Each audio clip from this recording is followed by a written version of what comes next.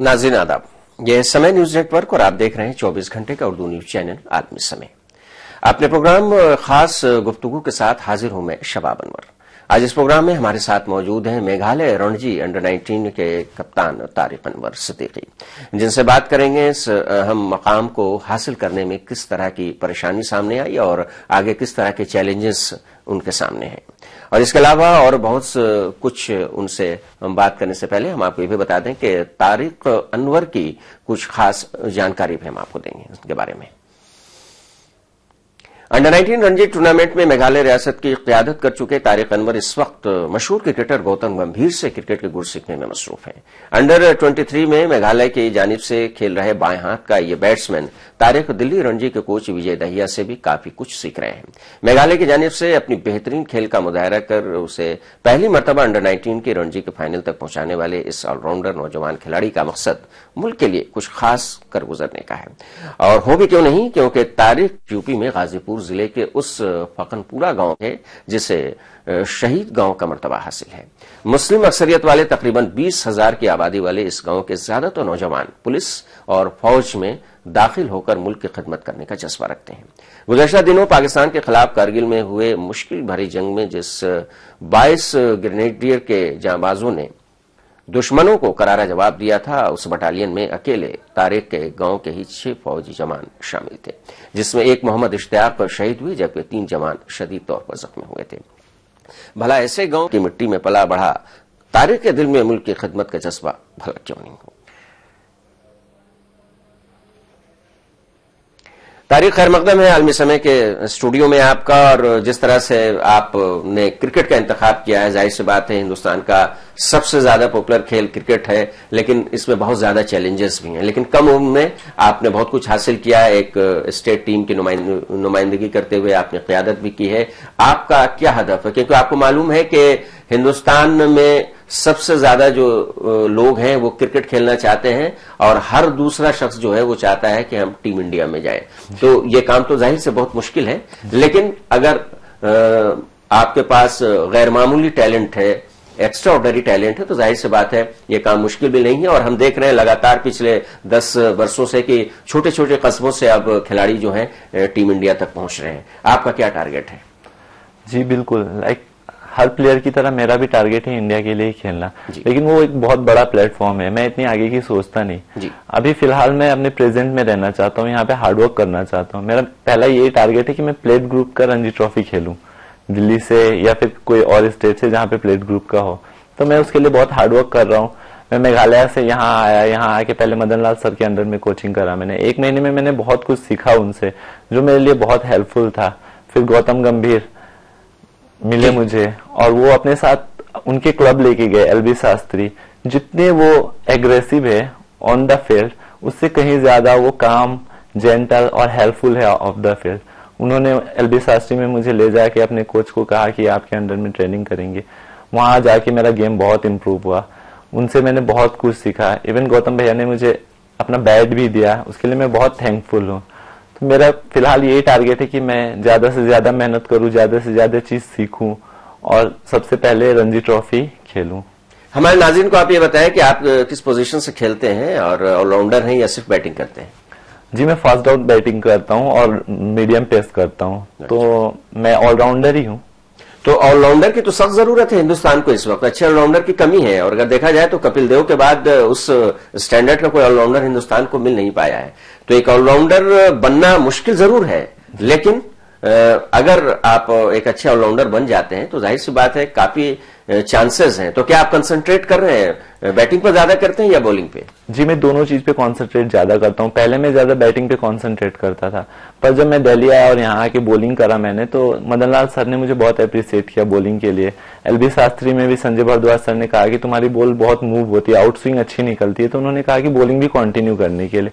तो मैं दोनों पे बहुत मेहनत करता हूँ, बैटिंग भी करता हूँ और बॉलिंग भी, दोनों को इक्वल बराबर टाइम देता हूँ। लेकिन आप एक ऐसे स्टेट को रिप्रेजेंट कर रहे हैं जो कि पूरी तरह से बीसीसीआई के जरिए एफिलिएटेड नहीं है। आपको फुली एफिलिएटेड और रिकॉग्नाइज्ड स्टेट यूनिट के साथ आना चाहिए, तब जाकर के बात आगे बनेगी। क्योंकि अगर आप रणजी ट्रॉफी नहीं खेलते हैं, जो फॉर्मेट है इंडियन क्रिकेट का, तो फिर आगे इंटरनेशनल और फिर जो बड़े टूर्नामेंट होते हैं उसमें पहुंच पाना बहुत मुश्किल है। और जहां तक मुझे मालूम है कि मेघालय को रणजी ट्रॉफी खेलने का दर्जा हासिल नहीं है, तो क्या आगे की प्लानिंग है आपकी? जी बिल्कुल, अभी मेघालय जो है वो एसोसिएट और एफिलेटेड ग्रुप में है। अगर हम उसका फाइनल जीत जाते तो हम प्लेट ग्रुप में आ जाते थे। अनफॉर्चुनेटली हम 4 साल से फाइनल पहुंचते, बट फाइनल में जाके हम कोलैप्स कर जाते हैं। फाइनल में हमारा लक फेवर नहीं करता, जिसकी वजह से वहां पे क्रिकेट बहुत स्ट्रगल कर रहा है। और साल में हमें सिर्फ एक टूर्नामेंट खेलने मिलता है, जिसकी वजह से भी बहुत टैलेंट की कमी नहीं है। मेघालय में टैलेंट बहुत ज्यादा है और वहां के जो बोर्ड मेंबर है वो बहुत हेल्पफुल भी है। वहां पे लोकल मैचेस कराते हैं, डिस्ट्रिक्ट कराते हैं, लेकिन आपकी गेम तभी इंप्रूव होगी जब आप बीसीसीआई के स्टेट लेवल खेलोगे तो। और स्टेट लेवल के लिए जब हम सेलेक्ट होके आते हैं तो हमें 4 से 5 मैच खेलने मिलते हैं, जिस वजह से हमारे अंदर जो कॉन्फिडेंट है वो वहां रह के नहीं आता। और सैक्रिफाइस का जज्बा भी जाहिर सी बात है आपको होना चाहिए, क्योंकि आप जिस जगह से ताल्लुक रखते हैं वहां के लोगों ने कुर्बानियां दी हैं। जी बिल्कुल। तो जाहिर सी बात है आप फौज में तो नहीं है, लेकिन जो इंडियन क्रिकेट है वो कोई बहुत किसी मिलिट्री से कम नहीं है, क्योंकि हिंदुस्तानी क्रिकेट में अगर ऊंचे लेवल पर कोई भी चला जाता है तो 125 करोड़ लोगों की जो उम्मीदें उनसे वाबस्ता हो जाती हैं, तो काफी प्रेशर हो जाता है। तो गाजीपुर जिले के गांव का ये लड़का तारिक अनवर सिद्दीकी, जबकि अंडर 23 में बहुत अच्छी परफॉर्म कर चुका है, एक अच्छा ऑलराउंडर बन चुका है, मुल्क के अच्छे इंटरनेशनल क्रिकेटर्स उसे सर्टिफिकेट दे चुके हैं, तो क्या उम्मीद की जाए कि टीम इंडिया में भी देखेंगे तारिक को?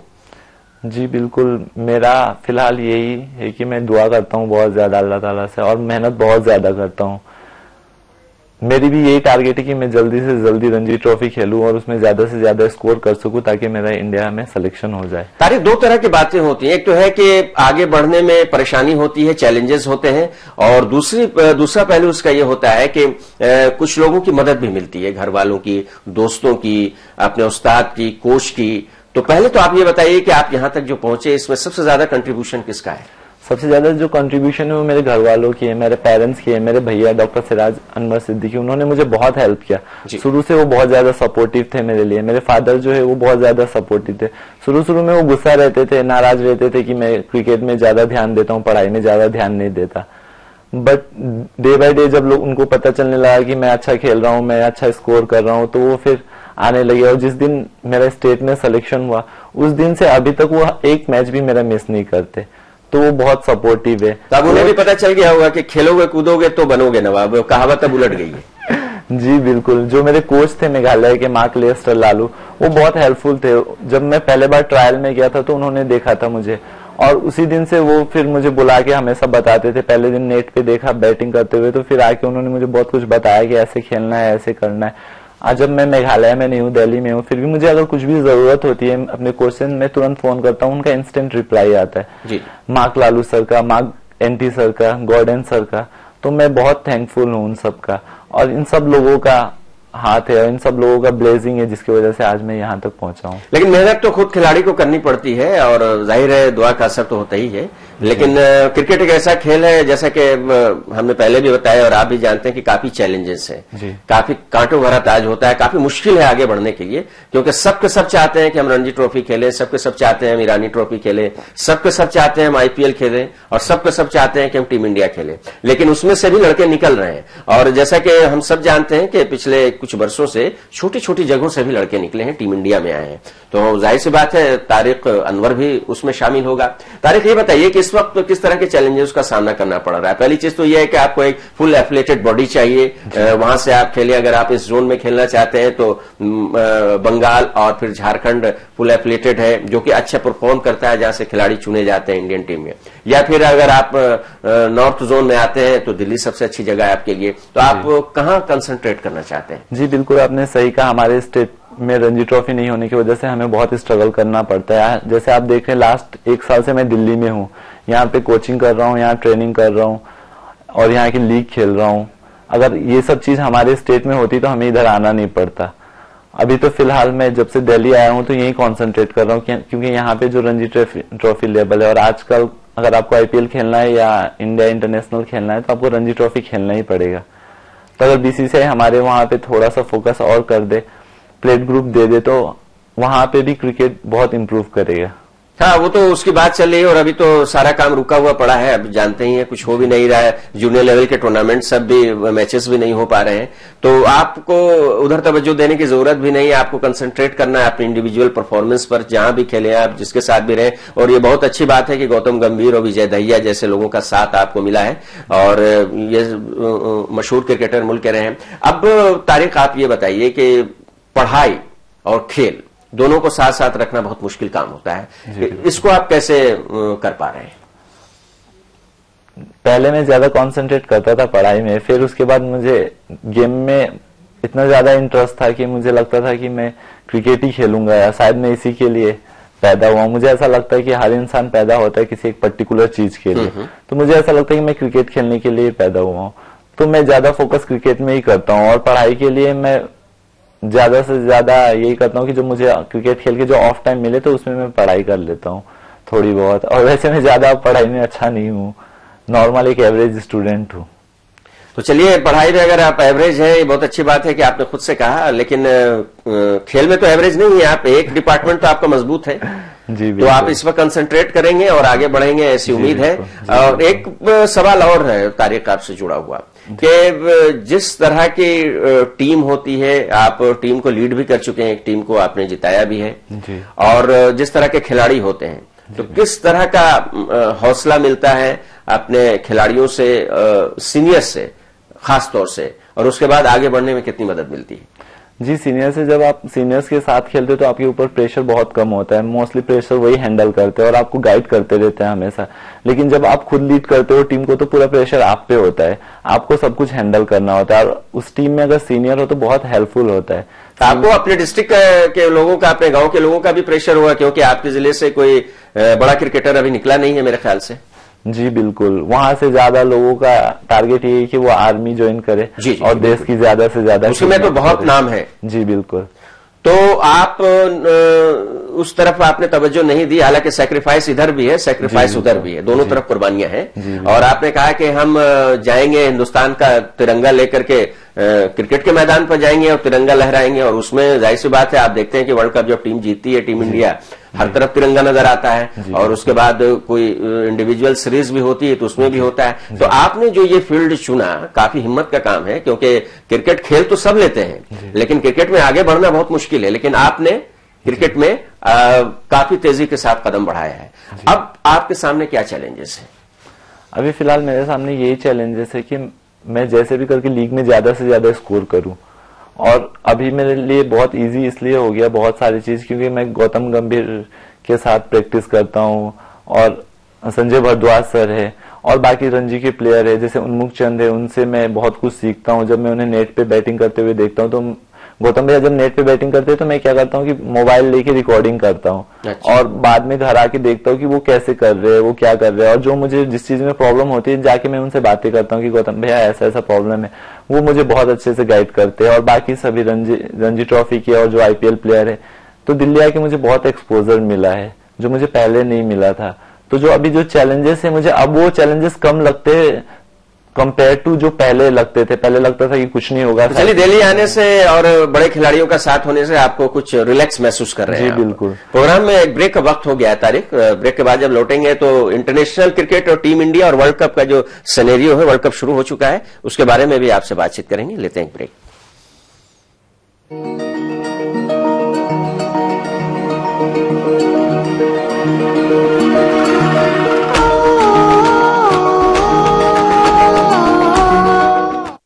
हिंदुस्तान की शान, उर्दू का तर्ज बयान, समाज का आईना, हालात का तर्जुमान, आपके मसाइल आपकी जबान, खबरों की समझ, इंसाफ का कारवां, आलमी समय, सच की पहचान। बदलते हुए आलमी मंजरनामे और मुस्लिम दुनिया का मुकम्मल जायजा, मुल्क के सियासी उथल पुथल का गैर जानिबदाराना तज्जिया, रियासतों की सियासी व समाजी सरगर्मियों पर बहस, अदब का निगार खाना, मजहब और माहौलियात पर मालूमाती मज़ामीन, हर हफ्ते नए मौज़ूआत और नए रंग के साथ मुस्बत और तामीरी सहाफत का अलंबरदार उर्दू हफ्तरोजा आलमी सहारा। यानी समाज और सियासत का जामे जहानुमा। इंटरनेट पर भी कर सकते हैं इसका नजारा। लॉग ऑन करें www.alamisahara.com। समय परिवर्तन है, समय संजीवनी है, समय मनुष्य है, वर्तमान है, भविष्य है, मासूम ममता की मीठी सी झपकी है। समय सभी का है, समय तुम्हारा है, हम समय, ये समय हमारा है, रहिए समय के साथ।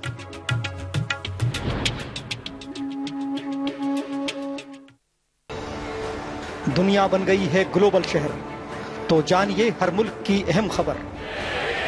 हलचल पड़ोसी मुल्क की या 7 समंदर पार की, हालात मुस्लिम ममालिक के या करवट आलमी बाजार की। देखिए आईने आलम रोजाना रात 9 बजे सिर्फ आलमी समय पर। हिंदुस्तान की शान उर्दू का तर्ज बयान, समाज का आईना, हालात का तर्जुमान, आपके मसाइल आपकी जबान, खबरों की समझ इंसाफ का कारवां। आलमी समय, सच की पहचान। 430 सभा कर रहे हैं नरेंद्र मोदी, तो जाहिर सी बात है वो दिन भर में 4 बार दिखेंगे। मुसलमान पिछड़ा हुआ है तो मुसलमान को रिजर्वेशन देकर उसको आगे लाइए। 4-5 मिनिस्ट्रीज आपने एक आदमी को दे रखी। बाहर का विदेशी आकर के जम्मू कश्मीर का नागरिक शादी करके बन सकता है। कोई महिला यदि वहाँ की यदि बाहर कर लेती है तो उसकी सिटीजनशिप भी खत्म हो जाए। मुल्क मिल्लत के मसाइल का अंबार, कौन है इनका जिम्मेदार? सियासी लीडरों के ख्यालात और दानिश्वरों के इफ्कार। देखिए सैयद फैसल अली के साथ खुली बहस हर शनिचर की रात 8 बजे और एतवार की दोपहर 2 बजे सिर्फ आलमी समय पर। दुनिया बन गई है ग्लोबल शहर, तो जानिए हर मुल्क की अहम खबर। हलचल पड़ोसी मुल्क की या 7 समंदर पार की, हालात मुस्लिम ममालिक के या करवट आलमी बाजार की। देखिए आईने आलम रोजाना रात 9 बजे सिर्फ आलमी समय पर। समय है, समय परिवर्तन है, समय संजीवनी है, समय मनुष्य है, वर्तमान है, भविष्य है, मासूम ममता की मीठी सी झपकी है। समय सभी का है, समय तुम्हारा है, हम समय, ये समय हमारा है, रहिए समय के साथ।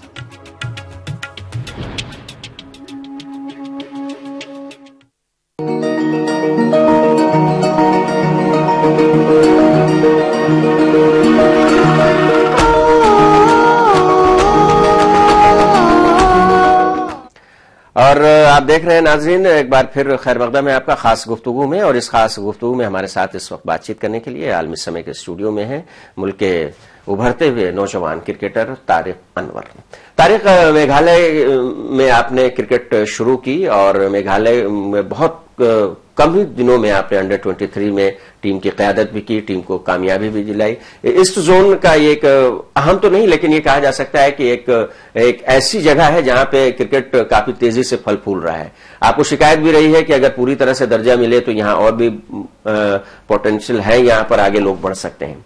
तो किस तरह से स्टेट की नुमाइंदगी और स्टेट की क़यादत करने पर कैसा महसूस हो रहा था और वहां लोगों का कैसा प्यार आपको मिला? जी बिल्कुल, मेघालय में इससे पहले ज्यादा वहाँ पे फुटबॉल का क्रेज था, लेकिन जब हम अंडर 19 खेलने गए थे धनबाद और वहाँ पे हम लोगों ने जब बिहार जैसे बड़े टीम को हराया तो वापस जब हम गए तो लोगों का प्यार हमें बहुत ज्यादा मिला। लोगों की उम्मीदें बहुत ज्यादा हो गई कि हाँ ये लड़के आगे कुछ करेंगे, ये लड़के अपने स्टेट को रणजी ट्रॉफी तक पहुंचाएंगे। तो इससे हमारा कॉन्फिडेंस भी बहुत बड़ा था वहां जाके।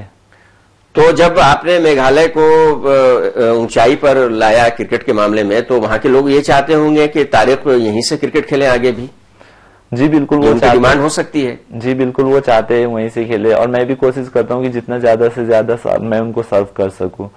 बट एट द एंड आके आपको मतलब अगर रणजी ट्रॉफी वहां नहीं होने की वजह से हम लोगों को इस तरफ आना पड़ता है, हमें दिल्ली में आके ट्रायल देना पड़ता है, जबकि हमें यहाँ पे ज्यादा स्ट्रगल करना पड़ता है ट्रायल देने के लिए, क्योंकि आउट स्टेशन के लिए ज्यादा सीटें नहीं होती है।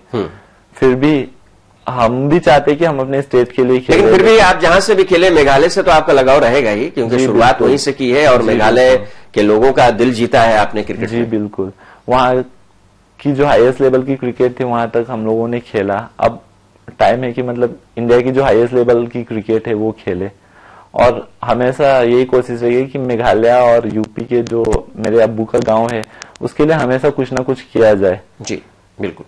तो किस तरह से आप करना चाहेंगे? जाहिर है आप क्रिकेटर हैं, उसी हैसियत से कुछ करना चाहेंगे कि उसी में नाम कमाए, शोहरत हासिल? जी बिल्कुल, मेरा यही एम है कि मैं अगर इंशाल्लाह सक्सेस हो गया तो यूपी में एक पार्क बनाऊं अपने अब्बू के नाम से जिसमें स्टेडियम हो, और मेघालय में भी क्रिकेट एकेडमी बनाऊं ताकि वहां के जो बच्चे हैं वो एकेडमी में आ सके और खेल सके और बहुत ज्यादा से ज्यादा क्रिकेट सीख सके।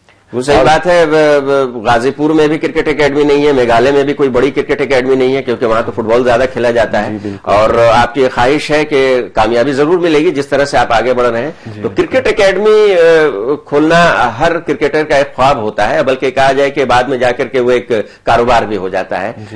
और इससे एक फायदा ये होता है कि जो जूनियर्स क्रिकेटर हैं उनको सीखने का मौका मिलता है। हम आपके बारे में और बात करेंगे, लेकिन वर्ल्ड कप शुरू हो चुका है। आपको क्या लगता है, अगर टीम इंडिया डिफेंडिंग चैंपियन है, हम किस जो मौजूदा टीम है और जो 2011 में टीम जीती थी उसमें से 4 खिलाड़ी इस टीम में है, टीम में नौजवान खिलाड़ियों से भरी हुई है, पूरा हौसला है, पूरा जोश है, किस तरह से हम देखते हैं कितनी कामयाबी मिल सकती है? क्या हम डिफेंड कर पाएंगे अपने खिताब को? जी बिल्कुल, टीम बहुत अच्छी है, सिर्फ थोड़ी सी एक्सपीरियंस की कमी मुझे लगती है ऐसे, जैसे कि आपके जो गुरु हैं उनका भी नाम, उनके बारे में भी कहा गया कि उनको टीम में नहीं लिया गया। जी बिल्कुल। और फिर युवराज सिंह, वीरेंद्र सहवाग, कम से कम कुछ तजुर्बाकार खिलाड़ियों को शामिल करना चाहिए था। चलिए वो तो बात की बात है, लेकिन इस वक्त जो टीम है हौसलों से भरी हुई है, आपको क्या लगता है किस तरह का कॉम्बिनेशन है और कितना नंबर दे रहे हैं सिलेक्टरों को आप इस टीम को चुनने में? जी बिल्कुल, गौतम गंभीर, युवराज सिंह, ये सब बड़े प्लेयर हैं, इनका कमी हमेशा महसूस होगा आपको टीम में।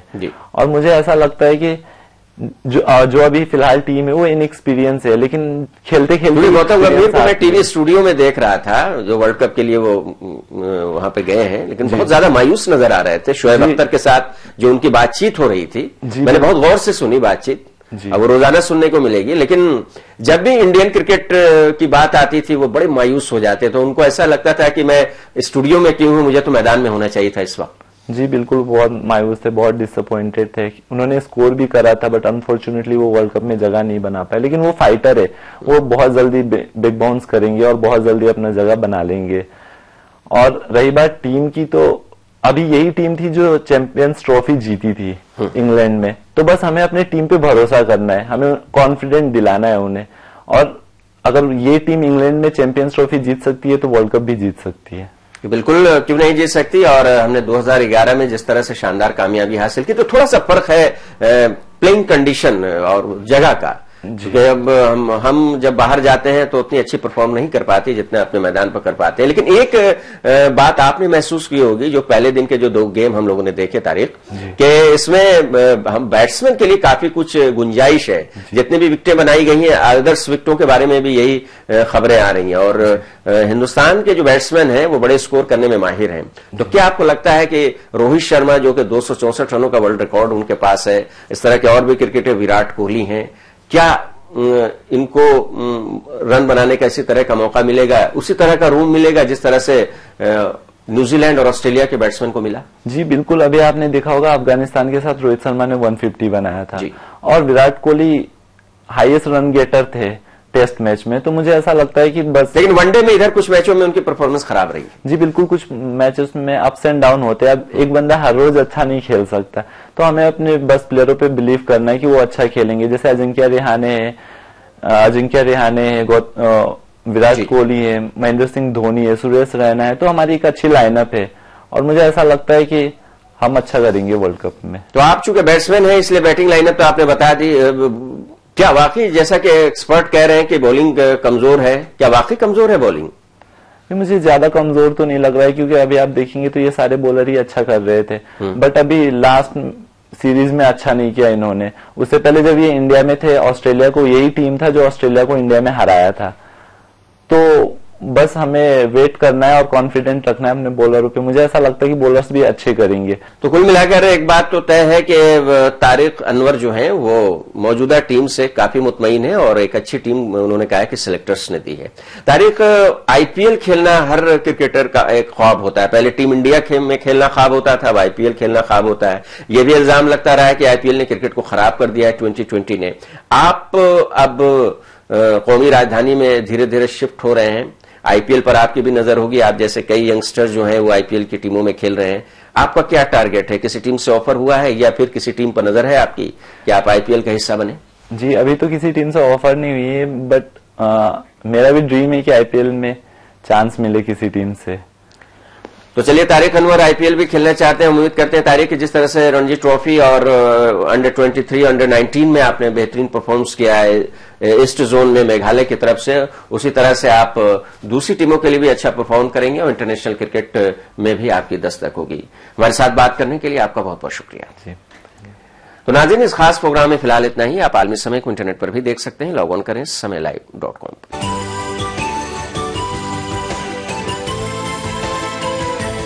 तो फिलहाल दीजिए इजाजत, लेकिन आप देखते रहिए आलमी समय।